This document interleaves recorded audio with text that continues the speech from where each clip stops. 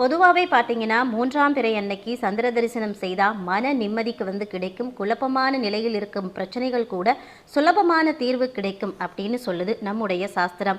இன்றைய தினம் கார்த்திகை மாதம் வந்திருக்கக்கூடிய பிறையானது இன்று மாலை 5:25 6:39 வரைக்கும் மட்டுமே தென்படும் அப்படின்னு சொல்லப்படுது. இந்த நாளில் மாலை பொழுது சிவன் கோவிலுக்கு போய் விளக்கேற்றி வழிபாடு செய்யணும். இல்லைன்னா மாலை 6 மணிக்கு பின்னாடி வரக்கூடிய 3ஆம் பிறையை நாம் தரிசிக்கணும். அதாவது கார்த்திகை மாதம் வெள்ளிக்கிழமையான இன்றைய தினம் மாலை நேரத்தில் சந்திர பகவானை தரிசனம் செய்தால் நாம் மனதில் நினைத்த காரியம் உடனடியாக நிறைவேறும், சகல பாவங்களும் தீரும் அப்படின்னு சொல்லப்படுது. மாலை 6 மணிக்கு சந்திர பகவானை தரிசனம் செஞ்சுட்டு வீட்டில் விளக்கேற்றி வழிபாடு செய்வது நல்ல பலன்களை கொடுக்கும் அப்படின்னு சொல்லப்பட்டிருக்கு.